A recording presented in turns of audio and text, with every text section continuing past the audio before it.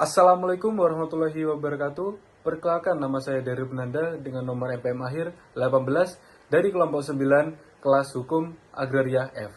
Jadi di sini saya akan menjelaskan mengenai latar belakang antara hukum agraria berkaitan dengan Pancasila. Indonesia merupakan negara yang agraris dengan sumber daya yang melimpah menjadikan sebuah tantangan negara Indonesia. Dengan melimpahnya sumber daya tersebut juga membuat Indonesia kesulitan dalam hal pengelolaan dan distribusi sumber daya tersebut secara merata dan adil. Indonesia menerapkan ideologi Pancasila yang berarti segala tindakan negara harus tidak bertentangan dengan nilai-nilai Pancasila. Hal tersebut berlaku juga pada aspek agraria.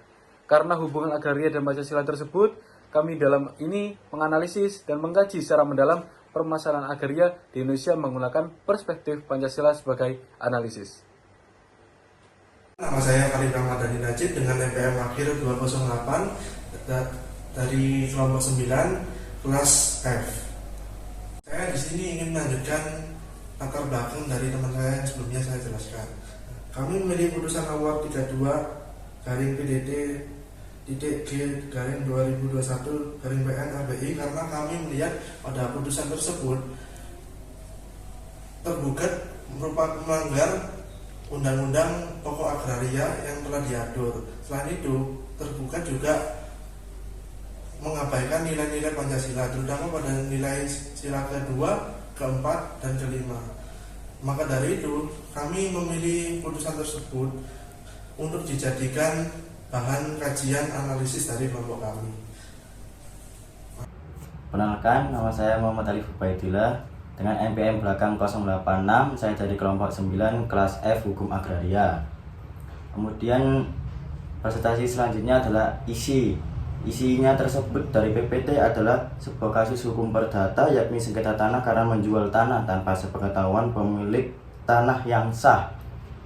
Jadi isinya adalah para penggugat memaparkan kronologi kepemilikan tanah tersebut.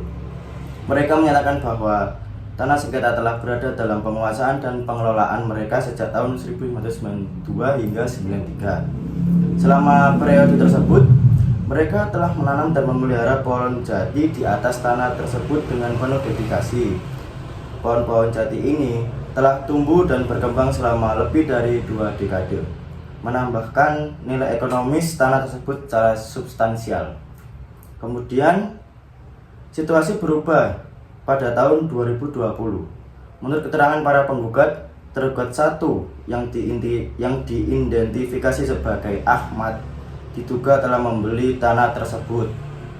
Yang menjadi permasalahan adalah bahwa pembelian ini dilakukan dari pihak yang dianggap tidak memiliki hak untuk menjual tanah tersebut, yaitu suami dari tergugat 2, yaitu Laino M. Saleh.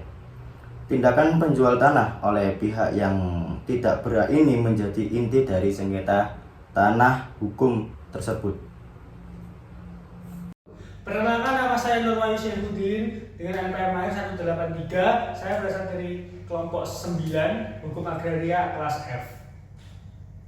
Oke, selanjutnya kita masuk ke sila yang dilanggar oleh para tergugat pada Pancasila. Yang pertama adalah sila kedua, yaitu sila kemanusiaan. Para penggugat dilanggar haknya oleh para tergugat, yang mana para tergugat menjual tanah yang seharusnya adalah hak dari para penggugat. Dan sila kedua yang dilanggar adalah sila keempat, yaitu sila kerakyatan yang bermusyawarah. Di kasus tersebut sudah jelas bahwa para penggugat itu tanahnya dijual oleh para tergugat tanpa sepengetahuan para penggugat. Maka di situ tidak adanya musyawarah antara penggugat dan juga tergugat mengenai jual beli tanah tersebut. Dan selanjutnya adalah sila kelima, yaitu sila keadilan. Kita pasti sebagai manusia, kalau menjadi para penggugat juga pasti akan merasa tidak adil bahwa tanah yang seharusnya milik kita justru dijual oleh para tergugat atau orang lain yang tidak memiliki hak sama sekali atas tanah tersebut. Jadi mungkin itu saja penjelasan dari nilai-nilai Pancasila yang dilanggar oleh tergugat terhadap penggugat. Perkenalkan, nama saya Hasbi Ahmad Bagus Sabana dengan NPM akhir 185 kelompok 9 kelas Hukum Agraria F. Yang terakhir adalah di bagian kesimpulan, yang dimana dalam kasus ini adalah merupakan sebuah kasus perdata hukum agraria yang membahas tentang sengketa tanah, yang dimana para penggugat ini dilanggar haknya oleh para tergugat karena para tergugat ini tanpa seizin dari penggugat menjual tanah milik penggugat. Nah, si para tergugat ini melanggar beberapa sila dari Pancasila, seperti sila yang kedua, keempat, dan yang kelima. Nah, sila kedua itu yang dilanggar adalah dari sisi kemanusiaan, dan kemudian sila keempat dari sisi kemusyawaratan, dan yang kelima dari sisi keadilan. Nah, di sini para tergugat telah melanggar hak-hak dari para penggugat, yaitu mengenai asas keadilan dan perizinan dari para penggugat. Sekian, terima kasih.